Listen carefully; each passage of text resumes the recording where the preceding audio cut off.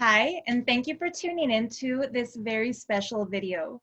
As those of you familiar with my channel know, I was once a part of a destructive cult led by a fraud who calls himself Nithyananda.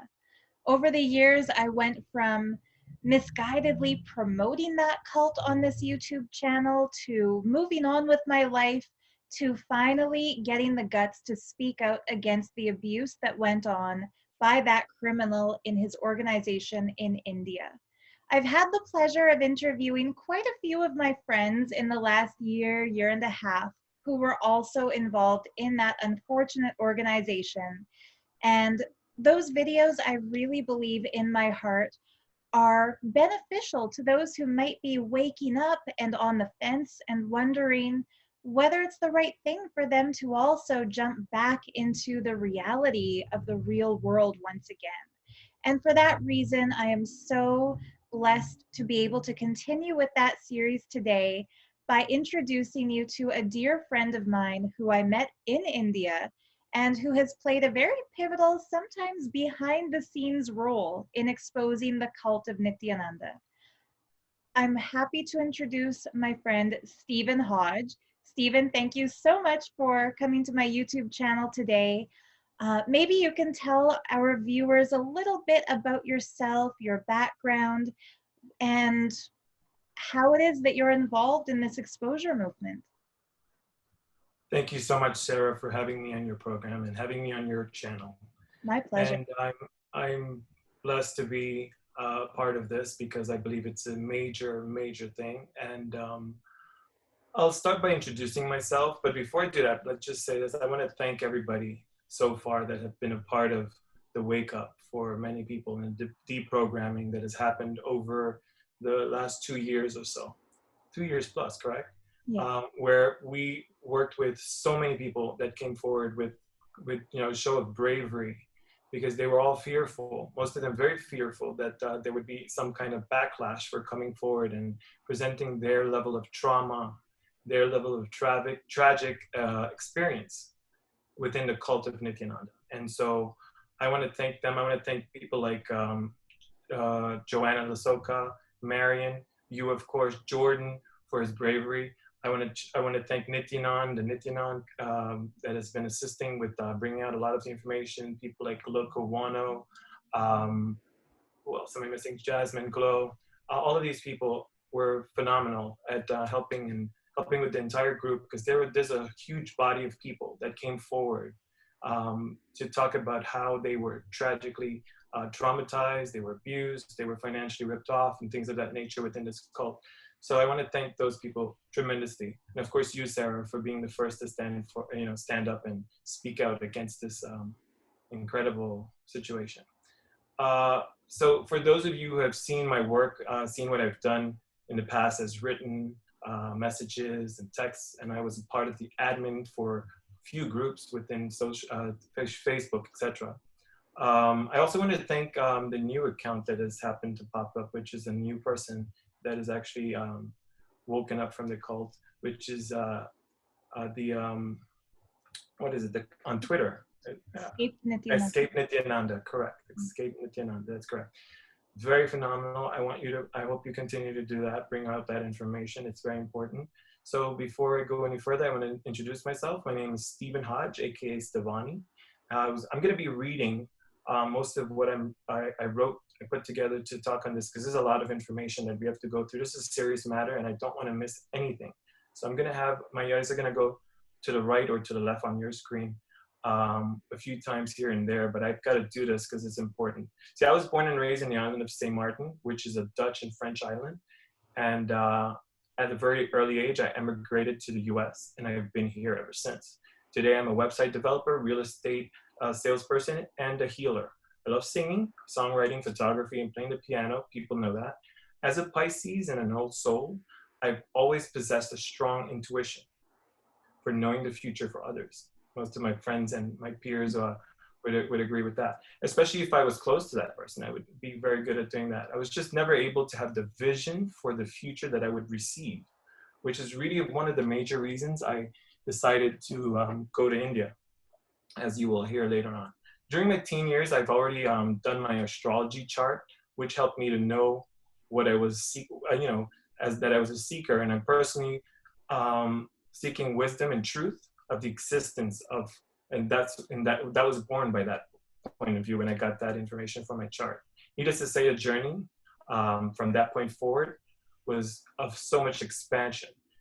Digging a little deeper, I was a Catholic at birth, and although I never attended church until I got to the US and converted into Mormonism, which at the age of 26, which I left after 3 years when one of my close friends that I live with actually rescued me.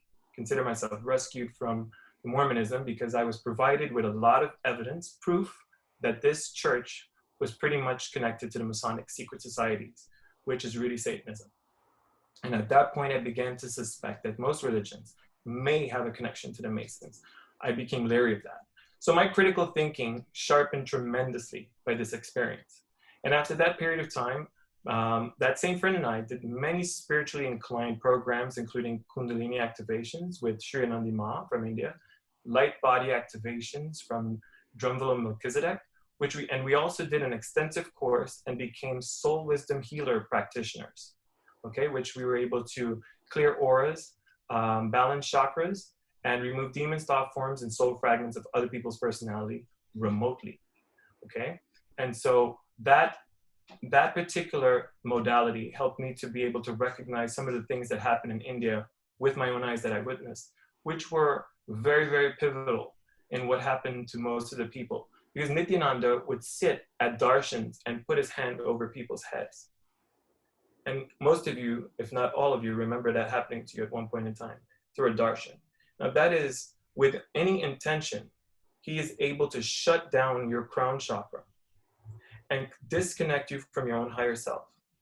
And so that's very, very important to know, because most of us think that if we had an experience with him, be it that he's touching the third eye or touching your crown chakra, and we felt something, we're going through something, and we felt dizzy or whatever, that it would be beneficial. You don't know that. You have no idea what his intention behind putting his hand on your head and staying there for a very long time, with periods. Sometimes it was a very long time, I watched it. And so that's how you can shut down somebody's crown chakra with intention. And especially if he had some form of connection to some form of, as you would know, he was agoric. He had agory connections. He talked about that in several discourses. So they practice black magic. And so there's a lot of that we are completely overlooking when we look at Nithyananda and think that he's all for our benefit. There's a level of deception that goes behind all of that. And so, and I experienced a small disconnect from my own higher self when this was all happening. So I started to feel dizzy throughout the program that I was there. So I'll discuss some of that later and when I express how I got to India. Now, I even at that point in my life, I attended landmark forums, which are teachings in Florida, accompanying my boss at the time, and found it to be very cult-like. And that happened in 2013, which is where I learned about the completion processes and authenticity, authenticity and integrity was also taught, and which I learned later it was actually told to me by Joanna Lasoka. She actually, while we were working together to help people to wake up, she explained to me early in Nithi's days, they received a participant who actually came from the program and shared most of that teaching. And so Nithi grabbed it and kind of plagiarized by literally making sure that people don't know that it was from Scientology, really, because that's what Landmark Forum is based in Scientology. Hence the reason why Nithi called L. Ron Hubbard a modern day rishi. Okay, this is very, very vital. And I have a YouTube channel. I created a YouTube channel which is called Guru Droha. Now that was strategically called Guru Droha because that's literally information that once you see it, you can wake up from Nithi. And Nithi has been telling you, if you watch that information, you will suffer what would be Guru Droha.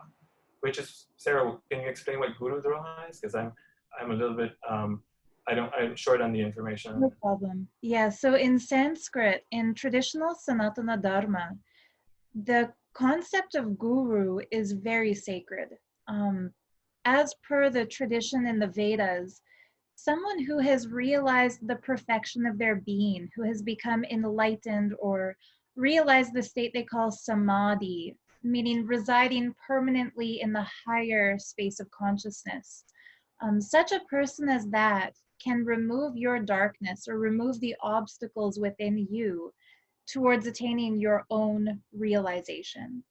And in order to receive that gift of enlightenment from a proper guru, it's important for the practitioner to surrender their ego and to set aside their desires, which can divert them from that path. And so there's a concept called guru vakya, that whatever the guru instructs you to do, even if it doesn't make sense on your plane of existence, the guru is coming from a higher space. And so if they instruct you, to sit for 3 hours and meditate on the moon, even if it makes no sense to you, you're following Guru Vak if you do it. Now, Guru Droha means abusing the guru or abusing the space created by the master.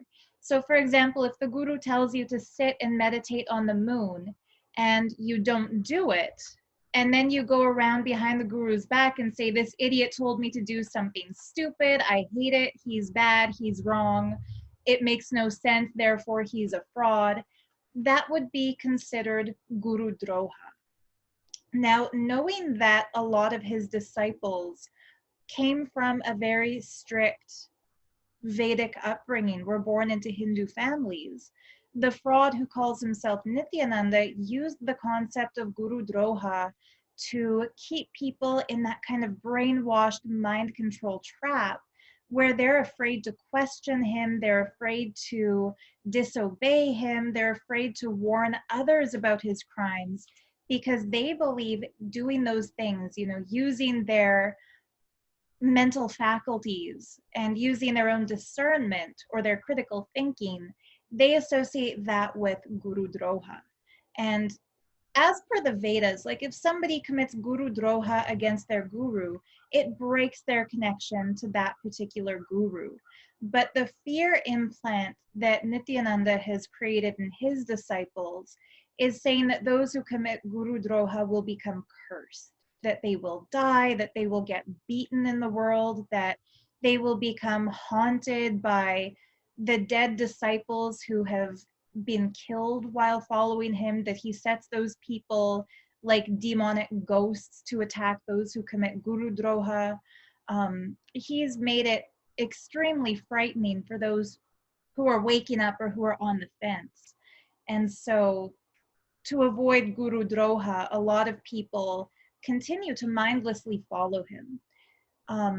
Yeah, and I mean, Stephen, I also wanted to kind of interject that a lot of what you're talking about, people who are more atheistic, who are more, for whatever reason, who don't really ascribe to spirituality in any form, they might find some of it problematic. The idea of a light body activation, the idea of remote healing people or Kundalini in general. I'm thinking of Loco Guano. I'm thinking of so many other people who watch my channel who are dead set against spirituality. So I want to mention, like, I'm with you, Stephen. I believe in Kundalini. I have seen, I mean, I know how it felt when the fraud put his hands on my crown chakra, and I felt a pressure and a weight, like it felt like something heavy was coming down my head into my spine. So it's frightening in retrospect to realize that was him energetically harming me. Whereas at the time I thought, wow, he's sending so much energy that I can feel it. But for those who don't believe in this kind of stuff, I just want to say, whether you believe in it or not, the fraud believes in it, his disciples believe in it, and even if it's not real, that creates a sort of mind control in and of itself, like the fear of mystical manipulation, the fear of possession, the fear of dark entity interference. And so when he studies this Agori form of black magic, and when he uses things like L. Ron Hubbard's mind control teachings. And also, he's really studied hypnotherapy. A guy who I interviewed named Haran Singham, he himself is a registered hypnotherapist, and he mentioned quite a few hypnotism tricks that he observed Nithi doing when he attended a program. And Federico, another guy who I interviewed, he mentioned that while he was there, Nithyananda had actually bragged to them about being able to kill his enemies using black magic, and said that he would train his disciples to do that. And so again, whether you believe in this stuff or not, Nithi believes in it, his followers believe in it, and the way they're choosing to use it is nefarious. It's not to help humanity. It's not to create an enlightened civilization. It's not to bless people. It's to kill their enemies, silence the dissenters, make people donate land and money, make people obedient, make people lustful towards him, catch people as sex slaves. Like, he is doing some dark shit. And whether he's doing dark shit through mystical manipulation or through hypnotherapy, either way, it's equally bad, as far as I'm concerned. Correct, Sarah. 100% correct. And for those of you who don't think it's real, I'll assure you that it's real. And for those of you who have actually experienced Nithyananda putting his head on your head, hand on your head, think about how you felt months and years later. You felt absolutely at total, like, disconnected from everything. You needed every day to hear from him in order to feel somewhat alive, because there was, at that point, you're alone. You're literally not able to receive what would be an intuition for yourself, or a decision would come to you from your higher self. You would have no connection. And so you would be totally left at his mercy. And every day you keep getting teachings where he tells you that you need to stay connected to him in order to have a life, to have the blissful life that he so speaks about. So I'm going to go back a little bit into who I am, so we can go forward with this interview, because there's a lot of things to cover. And I'd like to have, at the end of this, I want you guys, whoever's listening, to stay tuned, because there's a message later directed to Nithyananda. So I want to make sure that you all are aware of that message as well. Along the way, throughout the years, I did a lot of reading, which was spiritual in that nature. So I love reading spiritual mastery books. And the one thing that resonated with me was that I was learning whatever you need to know, any guidance that you need to go within for the answers. Connecting with your inner divine guidance is the most important thing. The real expansion for you can only come from the guidance from your higher self. Okay, you can always get a tip here and there from someone else, but how does it work for you is when your inner self gives you the guidance, and you know what to take and what to leave on the table. All right, never give your power away or over to someone else to take control of you. Okay, they tell you how to dress, they tell you how to wear your hair. If they tell you how to eat, when to sleep, and deprive you of sleep, or when to wake up, who to listen to, who to disconnect from, who to love, who to trust or not trust. It's very, very important that you do not give anybody that power to do that, because a lot of people, I know so many of the members right now that are currently there that have completely disconnected from their families, learned lies and been fed lies about their family, and totally disconnected. Do you know what kind of a destructive personality that has to be in order to tell people to just disconnect, leave people, don't listen to them, forget about them, just because they risk losing them being a disciple? See, you all were used as pawns so that he can look like he has a following, so that people could send him more money. See, what people don't know about Nithyananda, we're going to describe later, which is the fact that he has the same birth date as L. Ron Hubbard. Okay, the 13th of March. Okay, that's very, very important. For those of you who do astrology, please do your research on what that day is and who the personality is behind that. Because Nithyananda has changed his date of birth for that reason. But we're going to talk about that just a little bit later here.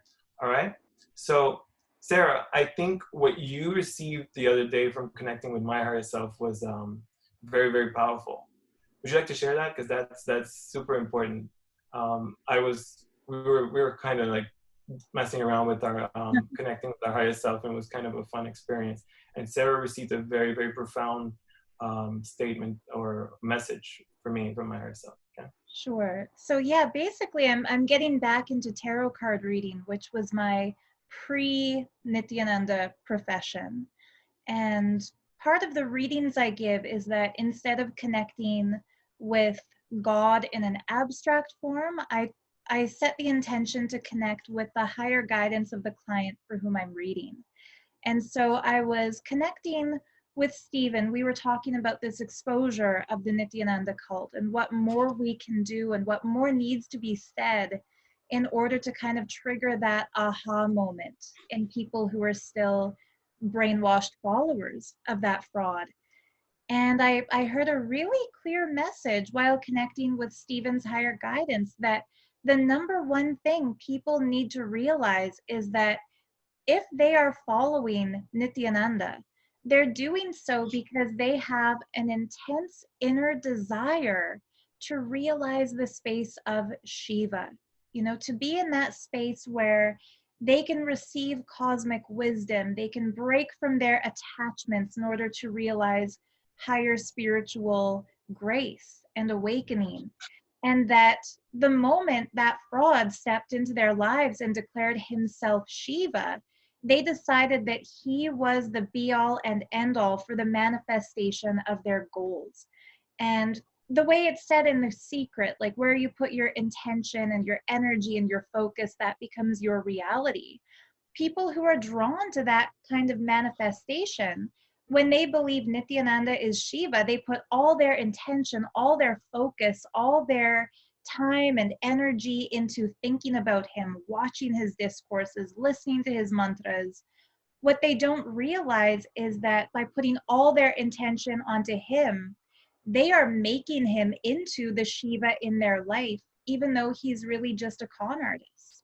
Whereas the ultimate realization is that you are the Shiva in your life. Each and every one of us has that inner capacity to connect with the cosmos and with Mahashiva, with Sadashiva, with Mahadeva. And instead of shifting your focus to an externalized human being, if you put all of that same manifestation energy into seeing yourself as the ultimate expression, as being like the Shiva of your life, then you raise yourself into that state. And from there, whatever it is that you want to manifest, whether it's health and wealth and good relationships or enlightenment, you become the source that gives it to yourself. And just like how Steven was saying, the only way to connect with higher guidance is to look within and find it in yourself. The same way, nobody else can give you enlightenment but you. You're the one who gives it to yourself. And so instead of putting somebody else on a pedestal and worshiping them as Shiva, look within you to find your inner Shiva, connect with that, praise that, manifest that, and then you'll be on the right path to self-realization. And I just want to point out, like every guru of Sanatana Dharma talks about the Atman and the elevation of the Atman as the goal for the spiritual aspirant. They don't talk about realizing somebody else's divinity. They talk about self-realization. And that's for a reason. It's not selfish to want to realize yourself. In fact, that's the only way you can become a blessing in the world. And so basically that's what came through while Steven and I were talking the other day about what click it is that could really help those who are still struggling to grasp why we are quote unquote attacking their guru.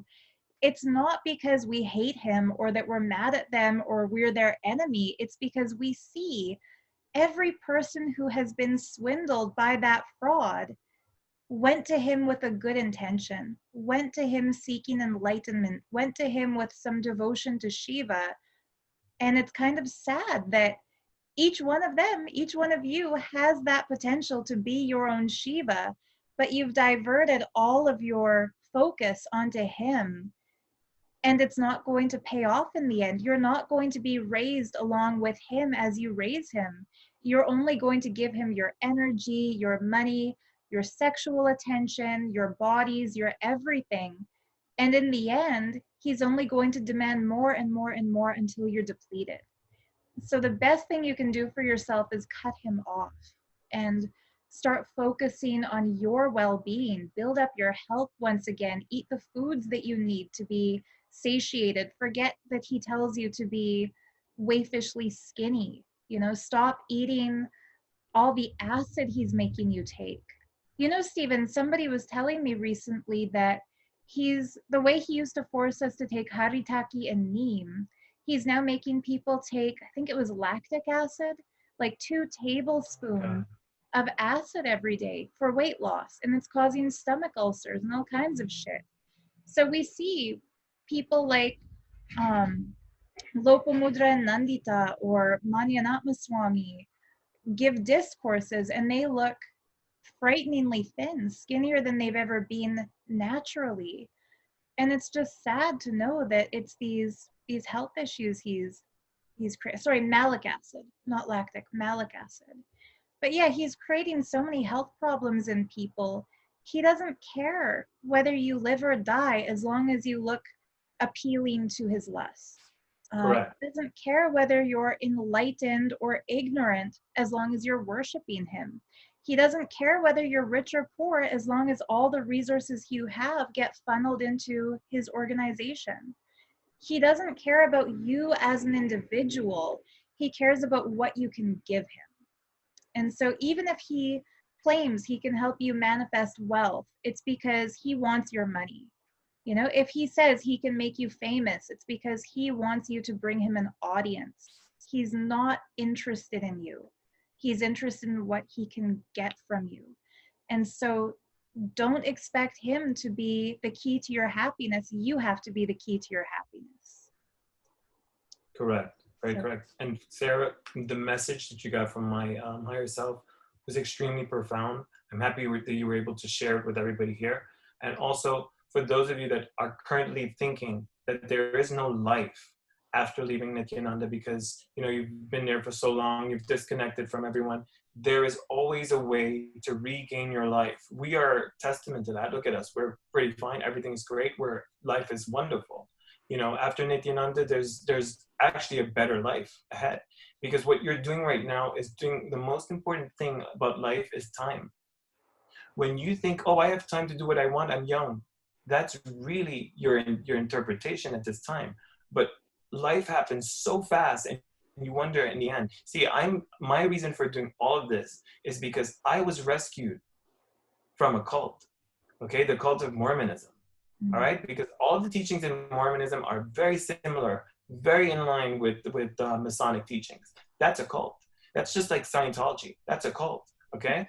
And so had I not been rescued, had somebody not provided me with very important evidence, proof, facts that show me that I was in a cult, I'd still be there. My life would have been wasted. And you guys are wasting your life. And of course you would say, well, it's my life to do what I want with it.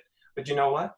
If something happens to you, and I didn't do all that I could as a person to help you out of that, I wouldn't be happy with myself.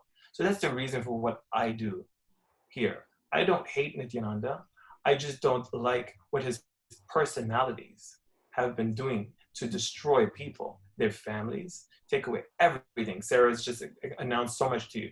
And right now, what we don't understand, what people overlook, is how does a con artist get into your life that way? He knocks on your door, literally. And you're sitting there as this person waiting, I wish I could be healthy, I wish I could have success, so this person knocks on your door and he says, so what would you like me to do? I'm like, wait a minute, what's your name? It doesn't matter what's my name. What do you need in your life? Well, I was looking to be a little healthy and I was looking to be a little wealthy. And he says, well, I'll show you how to do that. So you take a few pointers that he gives you, which is the clever part of the con, is to give you a few tokens. So what did Nithyananda give us? He gave us out how to be vegetarians, how to eat well, how to fast properly, how to, all these things. And they worked. They worked. I did all of them. I did the liquid fast before going to India. I did all this stuff. It was very good, right? I disconnected from having, I used to have lactose intolerant. Now I can have milk. And all this stuff happened and it was great. But that's what happens when you start guess what happens when you start accepting all of those things? Later on, when he starts telling you anything else, you don't look for any reference to find out if it's facts or not. You just start thinking that everything he's telling you is going to be facts. It's going to be good. It's going to be good for me, right? And then you start pushing everybody away because they're not authorities of information. I need the information from this guy. So he shows up at your house now and you invite him in, but you haven't gotten his name. You haven't gotten any details of him. You have no idea. There's no transparency with Nithyananda. We'll talk about that in a bit. He gets into your house and he starts telling you, but you know, I can help you with your sister, your brother, your cousin. I can help them, right? So before you know it, he starts telling you what you should do and what you shouldn't do, which is how he disconnects you from everybody. Because he starts telling you that if you really want this, if you really want enlightenment, if you really want that, you need to let go of these people, the people that are showing you stuff against what I'm saying. And he's also such a hypocrite because he'll help somebody like Steven cure lactose intolerance. And then on the other hand, he's telling me he'll help me make the entire world go vegan. So I kind of want people to be lactose intolerant so cows stop getting tortured. But it's just funny how he'll tell one person, go ahead and drink milk, you're cured of this. And he'll tell another person, Ma, follow me, and we'll put an end to the exploitative dairy industry. So he doesn't care about anything. He'll play both sides of every situation so that whatever your belief, he'll make you feel like he agrees with you. And that is so dangerous. That's the sneakiest sort of two-faced mentality that somebody who doesn't have a clear conviction within themselves, who will pretend that what anybody else believes in is what they believe in. You know, if a Democrat comes up to him, he'll say, I bless you, Biden will win the election. And if a Republican comes up to him, he'll say, blessings, Trump is the true president. He doesn't care either way. He just wants your following. And correct. And that saddens me because I believe that somewhere inside of all of the followers that are still sitting there is a little Nithyananda, which means a personality that's pretty similar to what Nithyananda is giving the world. A self-centered personality that's running the show and doesn't care whether we tell you that there's over 200 people that were brave enough to come forward and share their true stories, their direct relationship with Nithyananda, where he took their money to help them for, oh, I'm going to help you say, you know, you're going to win the case for your kids and I'm going to help you. Just send me some money. They send the money, lose the case. Nithyananda cuts them off and then tells them that they're demons. They're trolls because they requested a refund. They're demons and trolls. Yeah. And this is the person that you think is working in your benefit. You don't know this information. You're not sitting where we're sitting to receive all these people and all of the information, the people that are coming in nervous that they're going to lose their family members if they are even heard, if they're even, if we even tell the family members that they're here in this group, they're going to lose connection and they're nervous about that, but they need help to figure out how to get their family out of this cult. Their kids that they put in there with all their hearts, the kids are completely brainwashed against the parents. I mean, how could you sit there and self-centered, you know, just be a selfish person and say, it doesn't happen to me, so it's none of my business. I'm here for enlightenment. Well, let me just tell you a little bit about enlightenment, all right? Enlightenment only happens when you're honest, when you let go of ego, when you're ready to be like, you know, selfless, when you're giving to the world. Because what most of you want, you don't understand. When you get the state of enlightenment, yes, you have to kind of work at it for yourself, but when you get it, it's for the world. It's not for you. Mm-hmm. So you really don't want that, because if you're self-centered now, he can't touch you and that self-centeredness is going to go away.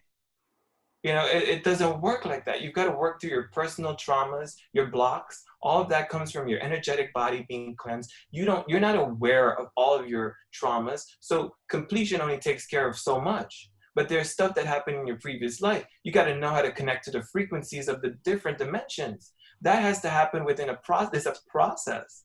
I don't want to give too much information because Nithyananda is going to run with it and start creating his own topic of frequencies. Okay, so I'm aware of all of this stuff. So I'm sharing with you guys because there's never one way to enlightenment. And so to say, you know, what actually baffles me is, Sarah, it's so interesting. It baffles me. I went to India And I was literally given over to some children to teach me how to become powerful, to use the powers of initiated powers. And I was ready to do all of that because I don't choose who I'm going to learn from. You know, I don't sit around saying, no, I can't, this ballast can't teach me anything, right? We were all sitting there after 15 grand was shelled out. We sat there and we were told that kids are going to train us. No one said we can't do that. But here you guys are saying, I can't learn it. This is not my path. Mm-hmm. So you chose your path. You choose who's going to give you enlightenment. You think the universe operates where you decide where you're going to get your, oh, that's where you get trapped. That's where you get trapped. Yeah. So are you going to say something? A little context might be needed, Steven, for the viewers who don't know what group you're talking about and who that specific message was geared towards. Okay, but that's geared to some of the sannyasis and the people that I ran into that sort of told me that, you know, my information is not their path. Right. So Steven is one of the admins of a group on Facebook called Nithyananda Cult Survivors Official. And this particular group is basically a safe space for people who were indoctrinated members of the Nithyananda cult to deprogram together, to share their stories of how they were abused, how their money was ripped off from them, how they lost their families. He referenced a dear friend of mine. I won't name her name because I think her case might be ongoing, but she lost custody of her 2 kids because her ex-husband told the court that his wife was in a cult because she had attended a program of the fraud Nithyanandas in India. And when she reached out through Nithyananda's secretaries to tell her guru that she was battling for custody and that her ex was using her religious belief or her cult indoctrination against her, he convinced her that if he joined something called Sarvagnyapita and donated 150,000 US dollars to him, he would guarantee that she would win the case and get custody of her 2 kids. So she donated that shitload of money and lost the case and lost her kids. And obviously that was her wake-up call. She realized, oh shit, what Sarah Landry and the other whistleblowers are saying must be true. He swindled me, he deceived me. The courts of France obviously ruled that he is a cult because the reason she lost custody was that her ex said she's in this cult. So when she asked for a refund, lo and behold, she gets banned from so-called Sangha. People who are following Nithya are told not to listen to her because she's evil or she's crazy. And instead of taking the ownership and saying, you know what, I told her if she donates the money, she'll win the case, she lost, my bad. Instead, Nitty puts it all on her, makes it sound like she's crazy, like it was her fault. And we, as admins of that group, hear stories like that every damn day. People getting sexually aggressive inbox messages from Nitty because he's trying to groom them for molestation. Kids who are being told that if they follow him, they'll open their third eyes, but first they need to send nude selfies. Like, we hear from victims more than anybody else does because people join that group in order to share what they've gone through.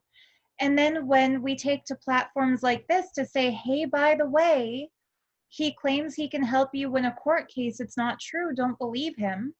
First of all, if he could win a court case, he wouldn't have had to flee his home country of India to avoid being ruled as a rapist in court. He could have stayed and faced his day in front of the judge and won if he was capable of manipulating a court hearing. If he can't even create the reality he wants in his life, how the hell do you expect him to give you the reality you want in your life? But anyway. Correct. You know, and I happen to be, I'm sorry to cut you off, Sarah. I happen to be very connected with the same person that Sarah's talking about. She's a very dear friend of mine now as well. And I speak with her on a regular occasion.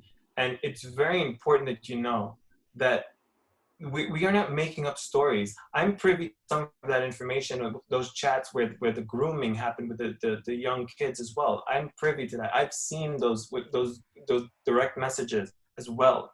So there is no storytelling. We don't sit around fabricating stuff. I'm actually very grateful for Sarah, because there are moments where I think we need to put out the information about this, and Sarah would say no, until we have 100% clear that this is a fact, that this has really happened. We're not putting that out. So we have been careful with everything that went out within the last 2 years, that nothing was just hearsay, something that it might have happened. We don't know. We don't have a reference. We don't have any real. We have been very, very careful that the information was real. So I'm telling you guys right now, how could you sit there and just think that all those people that would be sitting in that group would just be naysayers? Those people gave their lives. They gave years of their lives to Nithyananda, hundreds of thousands of dollars to Nithyananda. You haven't. You may not have done anything but paid for a program, right? But you're sitting there thinking that he's in your favor when these people were swindled over hundreds of thousands of dollars. People were given money that they bought their homes, like Marion, bought their homes, gave away the money to Nithyananda, and now he sees her as a demon. Mm-hmm. Is that what you think is Shiva?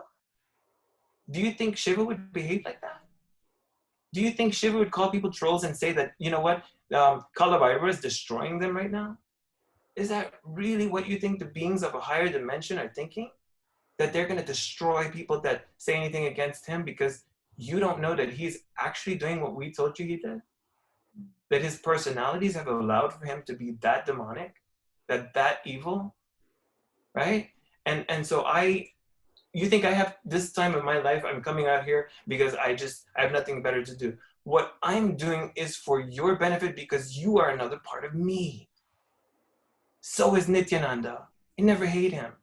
I disapprove of him taking people's money, ripping families off, destroying families, destroying children. I disapprove of that. I won't stand by it. And I will stand up for it. Because love is what we are all based on. Our core is love. He has love deep inside. He has hidden it because of his own traumas. How could you not see that? Every day, there's trauma within Nithyananda. Every day. Anyway, I want to get back. You want to say something, Sarah? Just that I feel sometimes like trying to talk to those who are currently mind controlled by him is like trying to break down a brick wall with a water gun. Like you're saying, do you honestly think a higher dimensional loving being would rip off families and separate kids from their parents and steal money from seekers and then turn around and call people demons if they disagree with him? The sad fact is, you hit the nail on the head when you said that his disciples have a little bit of him in them. They have been turned into psychopaths because that's what his training does. Like he tells people, if somebody is sad, never stoop to the level of feeling sad for them because then you're taking on their negative karma patterns. Like instead just smile because you know it's a leela, you know it's just a drama.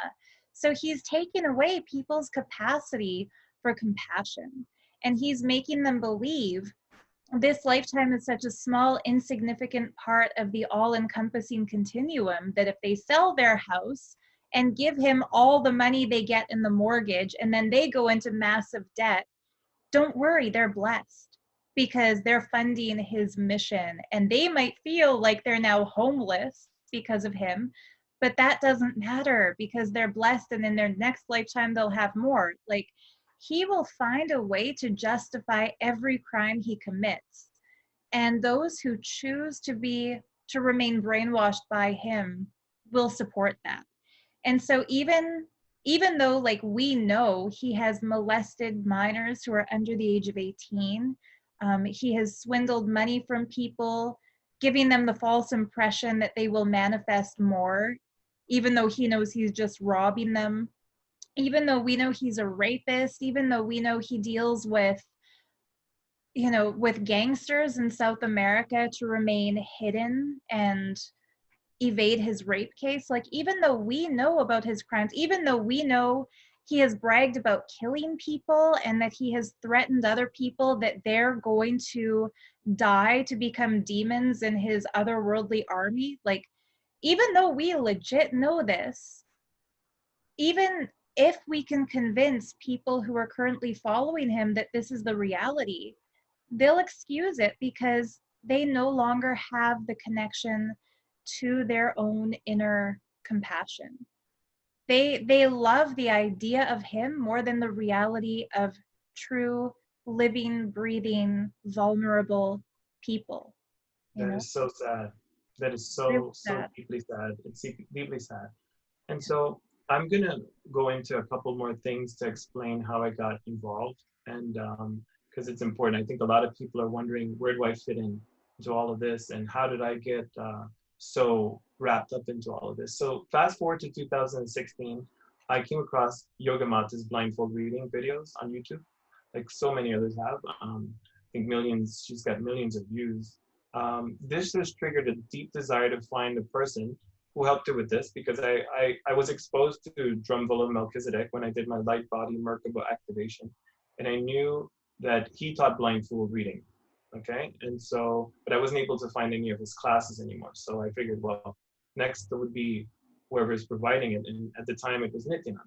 But I was not aware at the time that a student of Drumvolo had gone to India, which was shared to me by Joanna.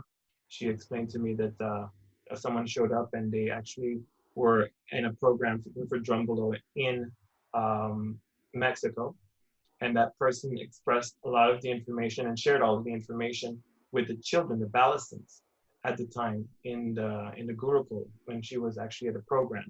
And so Nithyananda was very excited about that. So he grabbed the information and intertwined it and connected it with initiation into the powers of blindfold reading. So everybody thought it came from him. And so that's something that very important for you guys to know. Most of you who signed up later, like 2016, 2015, you have no clue as to how all the body of his use of words, his context, where does it come from? Where did it stem from? One of you would say, oh, well, it came because he is Shiva. No. Nithyananda grabbed so much stuff. A lot of plagiarism happened within his organization, which he's sitting behind as the initiator of it all, but he's not the initiator. And so watching Nithyananda's YouTube videos and joining during his live discourses, and he started brainwashing all of us into believing that he will give us the powers, even remotely, And then it turned into, hey, I have a program for $15,000 that will definitely change your life. And if you haven't already experienced the powers I have initiated you into, come to India and let me initiate your third eye physically, and you will be experiencing the powers for sure, 100%. So I remember observing all kinds of funds being requested as donations, etc., for like pujas and homas. And this was one of my critical thinking, because this is what I really must impress upon you, to find that critical voice. And for some of you, you're hearing it right now because you're kind of waking up, and so you're hearing a critical voice kick in and ask questions. Go, keep going there. That's important. So my critical voice was kicking in, but somehow I put it all aside. I put all of that aside. I even excused Nithyananda when I found his sex scandal, which happened before going to India, and I saw the videos, because they're more than one, and that's very, very important as well. People think there's just one tape. I heard there's one tape, so I don't want to see it. Nithyananda says don't look at it. I don't want to see it. It's not one tape, guys. It's many tapes. So how do you morph so many videos in 2009? That didn't even exist. The technology didn't exist for anything out of Hollywood. What are you guys? What are you thinking? But hey, I pardon you, because I did the same thing. I excused him. I'm just as human as you are, and we all did it. I am not saying I'm better than you because I'm sitting here totally awakened from this whole thing. I am just as capable of being brainwashed as you are. That's why I'm doing this, because I'm happy that somebody woke me up. So here's what I did. I pardoned all of that, and I said, well, you know what? I see two people in this video, and they look like adults, and she doesn't seem forced. So this is consensual sex, and he's a guy. So I said, That's not a big deal for me. Until Sarah made it known to me that, hey, Steven, that's not consent when you're under the undue influence of brainwashing. Mm-hmm. And that is reason why I said to myself, wow, that's true. If you're brainwashed into doing something like that and it goes against everything you are and you're brainwashed to do it, that doesn't mean that you consented to it. And that doesn't make it right. And so, you know, when Sarah explained that to me, I felt like that was the most important thing to understand, but I went past it, right? And then he says, you know, you are being brainwashed into, all those people that had sex with him were being brainwashed into thinking that if they don't do it, they will miss their enlightenment, and that Shiva, they have to deliver Shiva's sexual desires so that they can get in there. Isn't that the most clever and yet sinister of brainwashing? Is to make somebody think that you're Shiva, and that somehow everything that he wants or does to you is just well done, and you just have to go with it. That's the worst form of brainwashing. That's where you guys are. And for those of you who haven't experienced a sexual misconduct, that doesn't mean it wasn't heading for you, that you weren't going to get there. And some people want it. Seriously, there's some of you that really want it. That's even more crazy. And you know, he used all kinds of techniques to get to you. And there were moments when I was in India and I recognized that Nithyananda was using heavy, you mentioned this recently, Sarah, he was using heavy sense, Mm-hmm. body sense. He knows the humans, he knows what makes us tick. And he knows that because he studied mind control and human control and all of that. And he would literally lace himself with some powerful sense. You could smell him a mile away. That's why you're attracted to him. You still remember that stuff. It's all trickery, right? And you let it happen, and everybody lets it happen. You know, I remember smelling it, right? And so, again, I was entertaining all this while the people in my home, I was overlooking all this stuff and going forward thinking, I'm going to do this, I'm going to do this, right? And everybody in my home were hinting to me that this was a fraud. This guy was a fraud. And I still, after all that, and after all the things that they said to me, I overlooked it. And but I was leery as well when he claimed that his practices would help me become enlightened, because you see, at that time I'd already known a lot about enlightenment, and I always knew that the gift was supernatural abilities. The gift of supernatural abilities would come as a product of enlightenment state. It wouldn't be that you would become enlightened while doing it, because enlightenment comes when you've worked through your personal perceptions, as I mentioned before, your personal perceptions of what you consider traumas and blocks. You know, when you consider that you have been traumatized, that kind of trauma needs to be removed. Someone just can't just bless you with enlightenment. It doesn't happen. You've got your own disconnects from the universe based on your illusions of what is not real and what is real. Nithyananda is not even capable of just going in and just blowing that out. I don't know what books you read that said that people are capable of doing that, but that's not possible. Otherwise, there would be at least one person enlightened thus far from Nithyananda. And we don't have that, do we? We don't have that. All right? I can just project something right here before you move on. I remember Adam Doak, who now goes by the name the frog gave him Niraja. I remember when he joined the Bididi ashram, he did his homework. Like, he had researched all kinds of Vedanta and brought with him really amazing books about the history of the Vedic civilization. And I remember him asking something about this in one of the ashramites meetings and saying, like, it could have been the enlightenment story of Narada. It was something very similar to what Eckhart Tolle describes, which is just coming to this culmination of the suffering point. Or I guess a Vedic example would be Valmiki. Like, he lived his life as a highway robber, and finally a guru gave him enlightenment by asking him, if you rob me, why? You know, and Valmiki explained, it's to feed my kids, it's to pay for my house, it's to support my wife. And the master asked him, well, okay, if you rob me and feed your kids and pay for your mortgage and support your wife, will your kids and your wife stand with you when you suffer the karmic ramifications? And Valmiki asked them and said, like, no way, you chose to rob for us, we didn't ask you to. In that moment, Valmiki experienced the ultimate suffering. Like, he suddenly realized how many people he had robbed in his life, how much harm he had done to others, and that it was all for nothing because his family didn't really even care what he suffered in order to provide for them. He realized like that ultimate aloneness and insignificance and felt like he had wasted his whole life and nothing mattered. And in that moment, he surrendered to the master he was about to rob and said, I give my life to you. That was his enlightenment. And you know, the way Steven was explaining, you have to realize like the fullness of your suffering and then go past it, and that's enlightenment. Nithyananda is not capable of giving anybody that kind of an epiphany because it's almost like teaching through the Socratic method. Like the master who gave that to Valmiki in the Ramayana epic, he didn't feed him the answer and say, drop everything, disconnect from your family, follow only me, the way Nithyananda tells people, drop your family, give me your money, follow me. Instead, that master said to him, find out.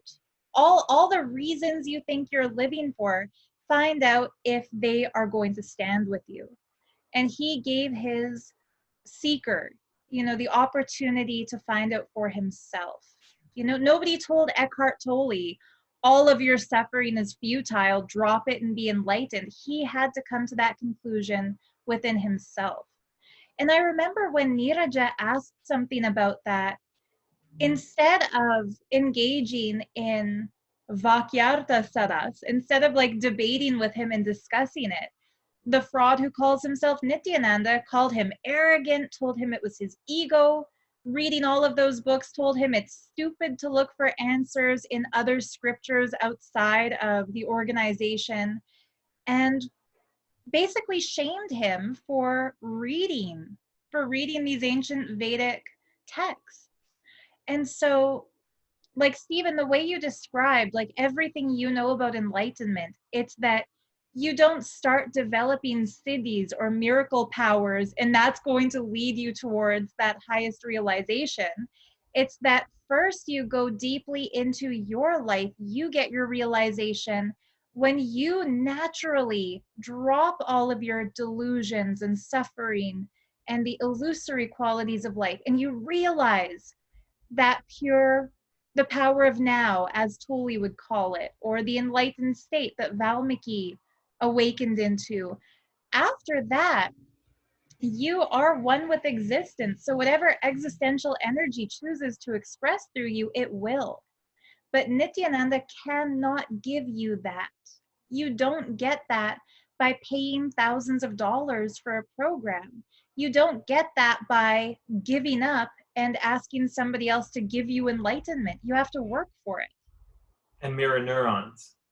Yeah, you can't get that through mirror neurons. Right, correct. Sarah, thank you so much. That was very profound. Also, well, now that you talk about Vakyartha Sadas, let's talk about Jordan, aka Drita, and his experience, because I've heard that he had the enlightenment experience, that he requested Nithi to give him a moment to experience enlightenment.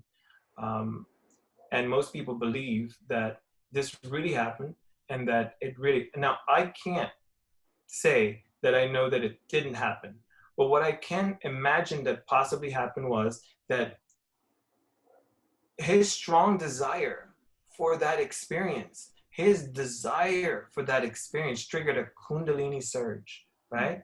But how unlikely would it be that he would experience enlightenment at that stage without clearing his own personal blocks, phobias, traumas, etc. You know, without tuning into the frequency of samadhi. You know, let's think further. Why was he the only person that Nithyananda gave that experience to? You know, of all the disciples that came before him, the Purna Sannyasis and Sannyasinis, you know, who've never experienced any of that. To date, we have not one person experience enlightenment. Mm-hmm. Well, the thing about enlightenment is that it's eternal. And so obviously, whatever he may or may not have experienced, it wasn't samadhi, because samadhi is perpetual until the end of life and beyond. So it's likely that he may have experienced a satori, like a temporary glimpse of that state.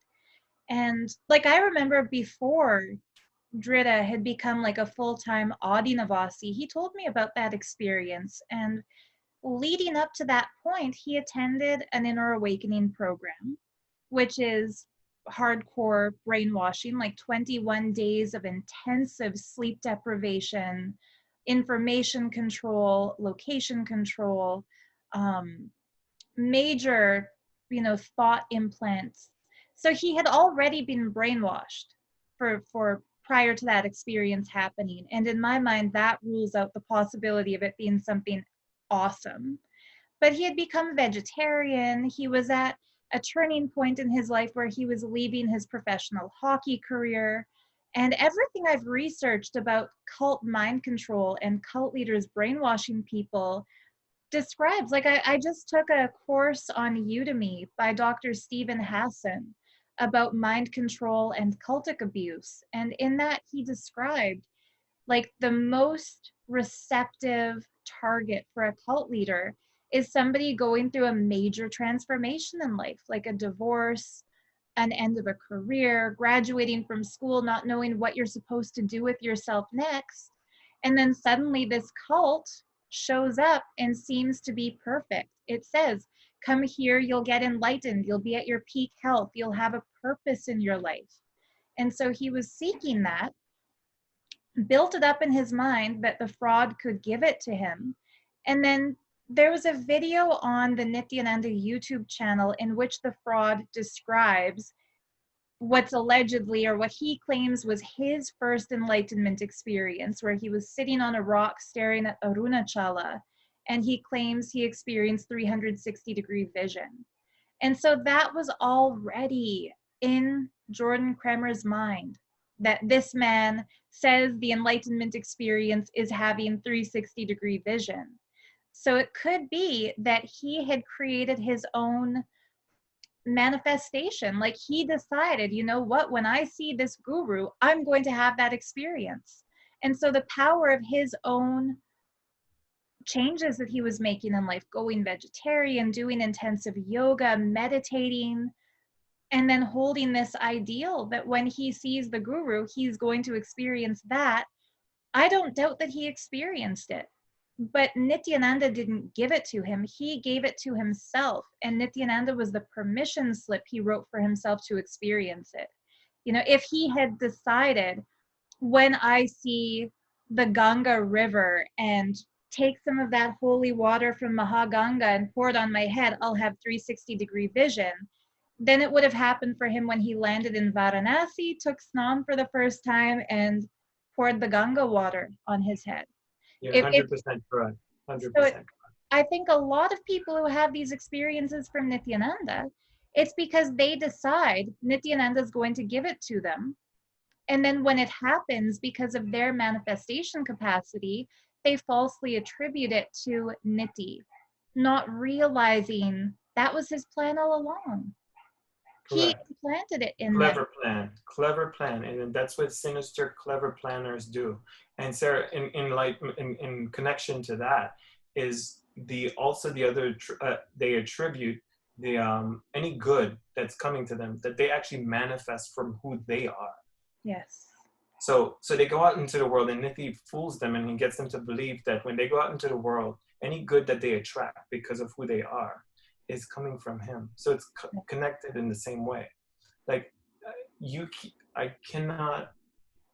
I would have never swallowed that part, because I know that who I am is a direct result of what I'm going to experience. Opposite. What I experience is a direct result of who I am. And so any good coming to me, I cannot just give that credit off to somebody who's not even thinking about me, right? And so a lot of his followers believe that when good things happen, it's because of Nithyananda. When somebody treats you well, it's because of Nithyananda. It's even more sinister than that. They believe the good is coming from him. And the bad is happening because they're not surrendered enough to him. And so when things go wrong, when they fail, when they don't get what they want, if they get sick, if they die of COVID, if anything bad happens to them, they decide it's because they weren't surrendered enough. They didn't have authenticity, integrity, responsibility to him. And so, yeah, they credit him with all of their goodness, and they fault themselves for not being connected enough to him, for all the times life tries to show them you're on the wrong path. That's deep. Very deep. Thanks. But Yeah. anyway, Steven, So I don't want Drita to think that we're picking on him. I just want to let him know that I think he's a phenomenal person. I met him personally when I was there, and I never picked up anything dark or evil about him. I do think that you have a great heart. I saw it in your smile and your essence. And what we share here about you is to help you, not to defile you by any means. And but what I want to talk about before we go on from that topic is Nithyananda excuses, he has tons of excuses for why people haven't reached enlightenment. And some of them were programs where he changed their diets. He would claim that the male bodies needed to be strong in their cores, and he enforced ridiculous routines and workout routine mandates that these poor young men were killing themselves to physically get fit. And Jordan, you have that body. You're physically there, bro. I'm amazed at your physique, and you were the main acharya, and you haven't reached enlightenment yet. When is it going to happen? You're putting all your eggs in that basket, and it's not going to happen. And it doesn't work where you choose where your enlightenment comes from. That's all I want to share with you before we move on. And Sarah, it's coming close to the end, and so I think what I want to do now is I really want to make an address to Nithyananda, right? Directly to Nithyananda. So let's put that name away, because that name is one of the personalities, okay? You are a Rajeshkaran, all right? I want to speak to that person. I want that person to come forward, as I do know what's indicative is that because of the traumas you've suffered, you've created multiple personalities to protect you. It's a human thing. That's what we do. It's called schizophrenia. What is it called? The other name that's given? Dissociative identity disorder. Correct. DID. Dissociative identity disorder. There is that person within you that knows that you're doing wrong. All right? And I'm speaking to that person. You were traumatized. You even told everybody that you were kissed by your guru when you were a young child. You didn't give us more information, but everything that has happened to the people that came forward and mentioned the sexual abuse, that indicates that you probably suffered that yourself. And so none of these kids that you've traumatized, none of these adults that you've traumatized, they were not the reason why you were traumatized. All right? So I am asking you to stop the game. All right? It's a game of protection. And every day I look at you, I see your soul getting smaller. And the indication of that is all the grand things you put around you to make you look better. You change your name. You became the divine holiness. You know, all these things are a direct indication that your spirit and your soul is now smaller every day. All right? True happiness, the blissful, eternal bliss that you want to claim can only happen when you are honest. All right? With the people around you and with yourself. You have never been honest for more than 20 years now. You walk around pretty much feeling ashamed of yourself, and instead of letting that go and getting healing, you project from the other personalities. And you hurt people, you hurt families. You have people destroyed. You're taking their stuff away that they can never get again. Their families are destroyed. Their time is gone. Stop it. All right? I speak to you directly. I'm speaking to a Rajeshkaran. Stop doing it. All right? You need to understand that the saddest personality, the saddest person in the world is he who sits amongst people who he thinks love them. And they say they love him, but only because he has manipulated them into believing that they love him. They don't truly know you. See, this right here, this is my name, this is where I'm from, and that's my date of birth. Okay? That's the transparency you should have with your following, your disciples. You have never told them the truth about your date of birth. You've lied about it. You've changed it several times. You went from March 13th, which is your real date of birth. You went to January 1st, and now you're the 2nd of January. People have continued to believe in you because of all the things that you tell them that they should do with their lives, and you're destroying them. Do yourself a favor and stop it. Stop. Send those kids home. Nandita and Lopamudra, they deserve to be with their family. Convincing them that their family is evil is the worst thing you could do. I am speaking to you as your elder brother. I'm 21 days older than you. I don't have to respect you, especially when you're deceiving people like me and everyone else. Okay? I'm telling you to stop it. You shouldn't do this to anybody. Grow a heart. Understand that love only comes when you're being honest. When you tell people who you really are, you can't do that. You've been running. You know, I can go anywhere in the world, and all the money that you've stolen, all the land, isn't making you happy. You know that. You've got so much money and you don't have my happiness because I'm honest with the world. You can't gain my happiness like that. So as your elder brother, I'm telling you how to do it. How to gain that happiness is to stop the madness. In fact, if you don't feel like surrendering, I say go away. Close the show. Bollywood will do better with your personality. Not these real human beings that are giving you everything every day. Sarah, thank you. Thank you for allowing me to be here on your channel. My pleasure. We're going to be sharing some more. I'm definitely going to be doing some more interviews because there's a lot of information that I didn't get to cover. And we don't want to stretch this out too long. But I will share with you how I got involved in an upcoming video with Sarah. And I want to thank you all for taking this time. It's been like an hour. And I appreciate you all for listening to what I have to say. And for everyone who has spoken out against this cult. I know Steven mentioned a few who had spoken out, but there are so many more too, like Satyojata and Maritza, like everyone who has given an interview about your negative experiences, thank you. It's very brave. The cult basically made me the scapegoat for everybody. Like I'm the one who got attacked the hardest through misinformation and through, you know, false accusations. And I think they did that to scare others from speaking up.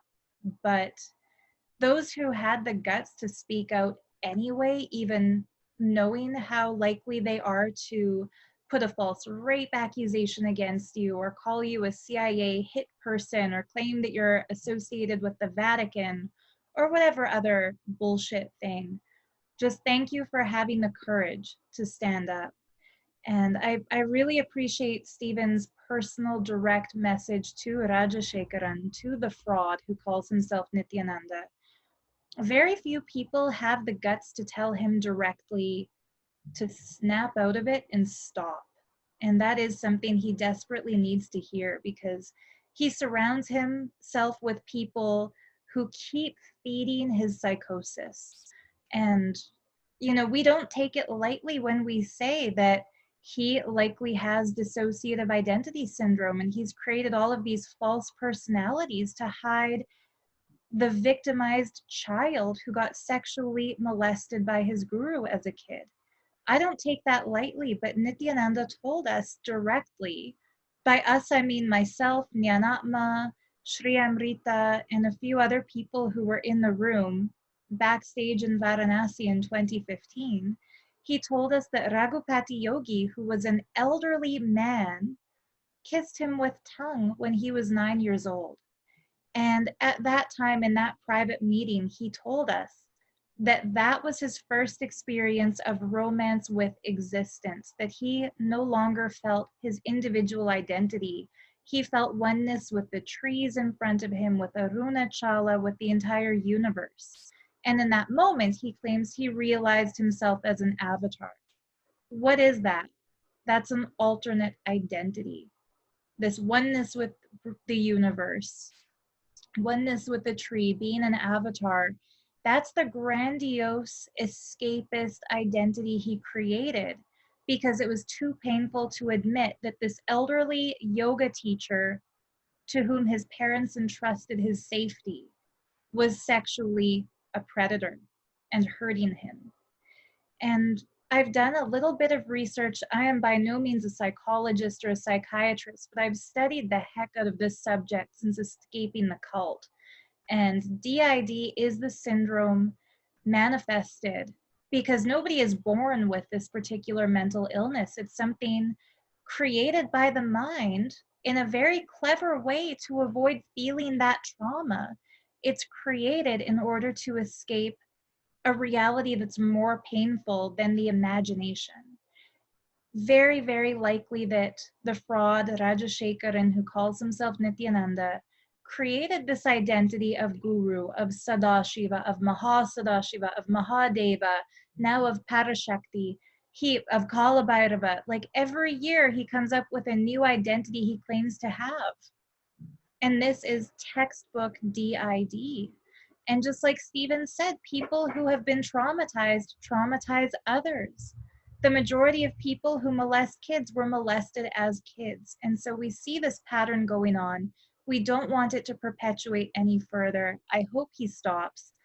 Enough pontificating. I'm just going to say thank you again, Steven, for sharing everything you had to share. We'll definitely do another interview like this. And meanwhile, if anyone watching has any questions, if there's anything you'd like to add, anything you'd like to know from Steven, maybe about his journey with the cult or with Mormonism or with Landmark, like you touched on other cults that you've been a part of. I think you're the first on my channel who has been a member of Scientology and Mormonism and Catholicism and the Nithyananda cult. If anyone has anything you'd like to ask, feel free to ask in the comments and we'll be happy to answer. For now, thank you for tuning in. Thanks again, Steven, and we'll see you Thank next you, time. Sarah. Thank you very much. My Thank you, pleasure. everybody.